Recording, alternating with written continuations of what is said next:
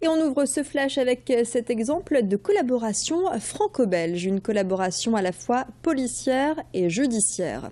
Le 4 septembre dernier, 2 Français étaient interpellés à Lille. Ils ont entre 19 et 25 ans et sont soupçonnés de carjacking et de braquage.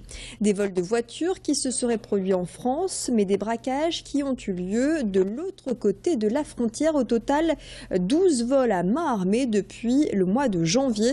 Ce sont des empreintes digitales qui ont permis de retrouver leurs traces. Aujourd'hui, ce matin, très exactement à Ypres, le procureur de Douai et son homologue belge ont tenu une conférence de presse pour saluer cette coopération qui permettra un jugement en Belgique pour des faits commis des deux côtés de la frontière. La coopération policière est pratiquée, mais la coopération judiciaire, elle, est plus rare. Les braqueurs présumés risquent entre 15 et 20 ans de prison. Explication complémentaire au micro de Tanguy Lécluse. Quand ils venaient voler les voitures à Douai pour aller commettre des braquages en Belgique, ils le faisaient volontairement, se disant que ça allait désorienter les enquêteurs, qui n'allaient pas faire de lien entre la Belgique et la France. Et donc là, on leur montre qu'ils se sont totalement trompés, puisque justement ce lien a été fait donc très vite, et que c'est les échanges entre les deux polices qui ont permis leur arrestation rapide. On poursuit avec du sport et du foot. Lille recevait Nantes hier après-midi au stade Pierre-Mauroy. Un match comptant pour la 5e journée. Les Dogs se sont imposés 2-0. Une victoire qui permet aux LOSC de se tenir en tête du classement de Ligue 1. Les buts sont signés Origi et Lopez. Une victoire face aux Canaries que vous pouvez revivre sur Grand Lille TV en multidiffusion tous les soirs de la semaine. Et ce sera à partir de 21 h. Une victoire à la maison donc qui propulse dans le classement les hommes de René Girard. Dans le reste de l'actualité de la métropole lilloise, après l'annonce des championnats du monde de basket au stade Pierre-Mauroy, une autre grande compétition pourrait se tenir à Villeneuve-d'Ascq. Il s'agit de la finale de la Coupe Davis. La France va recevoir la Suisse du 21 au 23 novembre prochain.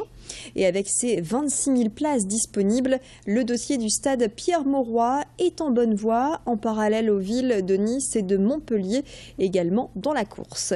Pour le président de la Ligue des Flandres de tennis, la Coupe Davis au stade Pierre-Mauroy serait une formidable opportunité, d'autant plus que les problèmes de chauffage au sein de l'enceinte seraient réglés. Je vous propose de l'écouter, nous l'avons contacté par téléphone. Il y a un certain temps, on pense à une finale à Lille, au stade Pierre-Mauroy, parce que la capacité du stade fait en sorte que on pourrait faire bénéficier au maximum de supporters ce bel événement au mois de novembre, bien évidemment. Alors, ce qui pourrait faire pencher la balance, d'abord c'est la capacité de la salle, bien évidemment. Maintenant, l'annulation du concert de Dépêche Mode engendrait, j'allais dire, une certaine angoisse. Des propos recueillis donc par téléphone par Marine Lecoq, et la décision sera rendue dans quelques jours. Nous ne manquerons pas sur Grand Lille TV de vous tenir informés. Cinéma avec le premier long métrage de Jeanne Herry, la fille de Miou Miou et de Julien Clerc. Ça s'appelle Elle l'adore. L'histoire de Muriel, incarnée par Sandrine Kiberlin, grande fan d'un chanteur à succès, interprété par Laurent Lafitte. La vie de Muriel est rythmée par son admiration pour cet artiste, et le jour où son idole sonne à sa porte, sa vie bascule tout simplement. Un polar à découvrir à partir du 24 septembre. Sandrine Kiberlin, qui était vendredi dernier en promo dans la métropole lilloise, s'est confiée au micro de Grand Lille TV. Elle s'est littéralement plongée pour ce rôle dans l'univers de cette fan inconditionnelle.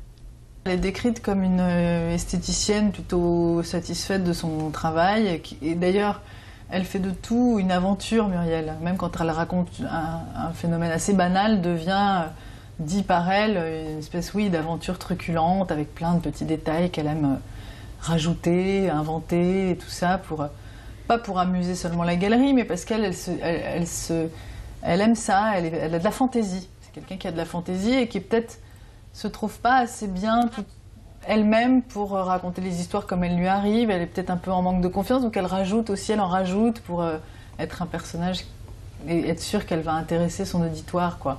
Il m'est arrivé un truc un peu dingue l'autre jour. Vincent Lacroix m'a demandé de l'aider à se débarrasser du corps de sa compagne et je l'ai fait. Il avait l'air complètement désemparé. Mais pourquoi tu racontes des trucs comme ça? Arrête! Ben voilà, j'ai plus aucune nouvelle de ma compagne, Julie Dorieux, depuis 4 jours.